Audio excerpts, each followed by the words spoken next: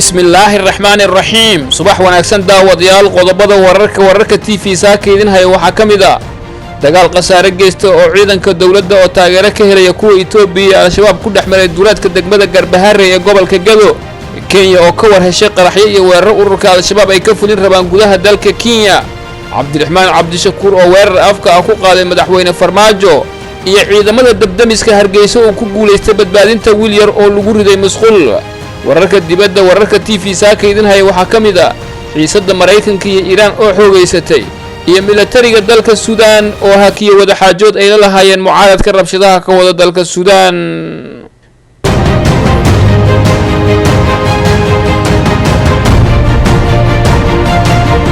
daawadayaal ku soo dhawaada warkaasi oo fidsan.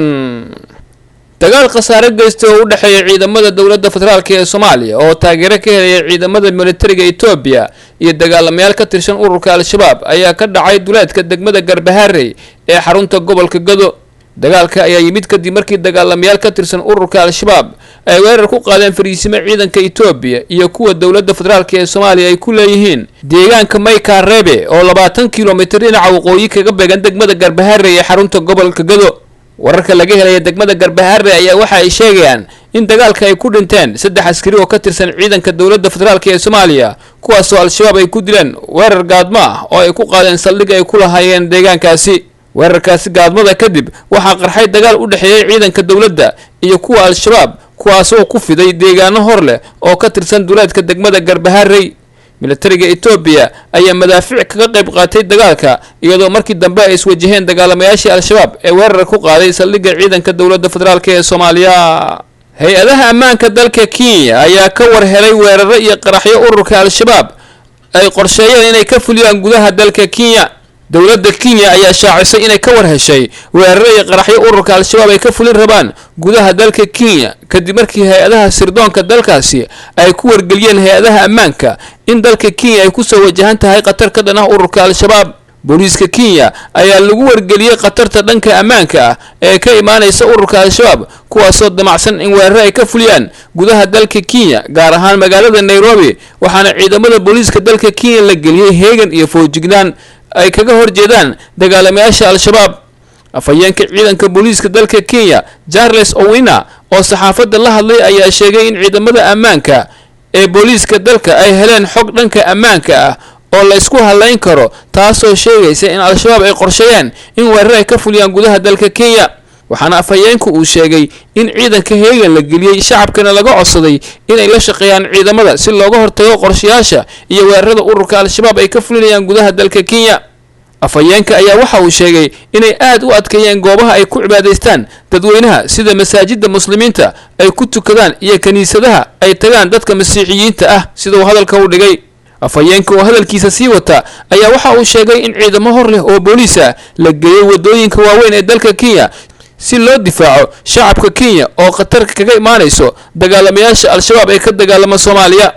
June 2014 150 qof ayaa ku dhimatay markii al-shabaab weerar ay ka geysteen gudaha dalka Kenya iyadoo lagu guda jiro bisha barakeysan ee Ramadaan. hogaamiyaha xisbiga wadajir oo ka mid ah asxaabta siyaasadeed ee mucaaradka ku ah dawladda federaalka ee Soomaaliya ayaa weerar afka ah ku qaaday madaxweynaha dawladda federaalka ee Soomaaliya Maxamed Cabdullaahi Farmaajo. soona dhaweeyay hadal ka soo baxay madaxweyne Farmaajo oo ahaa in waqti kordhin aanu samaysan doonin dawladda uu madaxweynaha ka yahay. hogaamiyaha mucaaradka ee xisbiga wadajir Cabdiraxmaan Cabdishakuur Warsame ayaa soo dhaweeyay hadalkii madaxweyne Farmaajo ee ahaa in aanu diyaar u ahayn muddo kororsi dawladdiisu ay samayso xilli warar soo baxaya ay sheegayaan in madaxweyne Farmaajo uu qorsheynayo in muddo kordhin uu samaysto. Cabdiraxmaan Cabdishakuur Warsame ayaa sheegay in si loo aamino hadalka madaxweynaha loo baahan yahay in laga saaro qodobka 56 ee sharciga doorashooyinka oo ka hadlaya muddo kordhinta haddii doorashada waqtigeeda ku dhici weydo ama daruufo kala jiraan. sharciga doorashooyinka oo ay dhawaan meel mariyeen golaha wasiirada ayaa ka dhashay dood adag iyadoo ay ka soo horjeesteen qaar ka mid ah maamul goboleedyada oo ku tilmaamay in sharcigaasi uu ka hor imaanayo dastuurka dalka. golaha shacabka ee baarlamaanka federaalka ee Soomaaliya ayaa la filayaa in dhawaan loo gudbiyo sharcigaasi si ay uga doodaan una meel mariyaan. ciidamada dabdamiska Hargeysa ayaa ku guuleystay badbaadinta cunug yar oo lagu riday masquul ku taala magaalada Hargeysa. ciidamada dabdamiska caasimadda Hargeysa ayaa waxa ay soo badbaadiyeen ilmo yar oo musqul lagu riday ciidanka ayaa waxa ay ku guuleysteen in cunugan yar ay ka soo saaraan musqusha isagoo nool waxa ayna ku wareejiyeen maamulka isbitaalka Hargeysa mas'uuliyiinta waaxda howlgelinta iyo caafimaadka ayaa howlgalkan hogaaminayay sidoo kale waxa isla goobjoog ka ahaa howlgalkan duqa caasimadda Hargeysa Cabdiraxmaan Maxamuud Caydiid wararka dibadda wararka TV saaka idin hayana waxa kamid ah xiisada u dhaxaysa dawladda Mareykanka iyo dawladda Iran ayaa aad u sii xoogaysatay Iran ayaa ku eedeysay Mareykanka in uu ka sii daray xaaladda siyaasadeed ee cakran ee ka jirta qaliijka iyadoo Iran ay sheegtay in ay muujinayso isxakameyn inkastoo Washington ay ku eedeysay in ay ka baxday heshiiskii nuclearka isla markaana ay wado daandaansi siyaasadeed oo ka dhan ah Iran xiisada labada dhinac ayaa cirka isku shareertay kadib markii toddobaadyadii dhawaa Mareykanka maraakiibtiisa xambaara diyaaradaha dagaalka iyo diyaaradaha dagaalka dalka Mareykanka bambooyin culus ay geeyeen qaliijka iyagoo tuhmayay in halis ay kaga soo socoto dalka Iran xiisada ka sii daraysa Mareykanka iyo Iran ayaa ah mid aan la aqbali karin sida waxa yiri wasiirka arrimaha dibadda Iran Mohammad Javad Zarif oo wada hadal u jooga dalka Japan militariga maamulka dalka rabshadaha ay ka socdaan ee Suudaan ayaa hakiyay wada xaajood ay la lahaayeen mucaaradka rabshadaha ka wada dalka Suudaan madaxa golaha militariga ee hay'adda dalka Suudaan General Abdi Fattah al-Burhan ayaa sheegay inay hakiyeen wada hadal ay la lahaayeen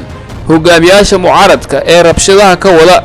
muddo 72 saacadood ah isagoo dibadbaxayaasha ku eedeeyay inay rabshado ka wadaan caasimadda isla markaana ay xireen wadooyin buundooyin iyo qadadka tareenada ay maraan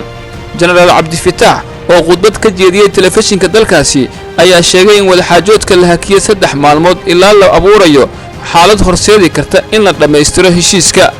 wuxuu intaasi uu ku daray in kooxo hubaysan oo ku dhex jira dibadbaxayaasha ay wadaan dhibaatooyin kuwaas oo qaarkood toogtay ciidamada xaqiijinaya ammaanka dhinaca kale ugu yaraan 14 qof ayaa la dhaawacay shalay oo qaar ka mid ah la toogtay xilli ay ciidamada ammaanka doonayeen in dibadbaxayaasha ay ka kaxeeyaan fagaaro weyn oo ku yaala bartamaha magaalada Khartoum sida laga soo xigtay koox xiriir leh dhaqdhaqaaqa dibadbaxayaasha guud ahaan daawadayaal warkii oo aad kala socoteen saaka wararka TV waa naga inta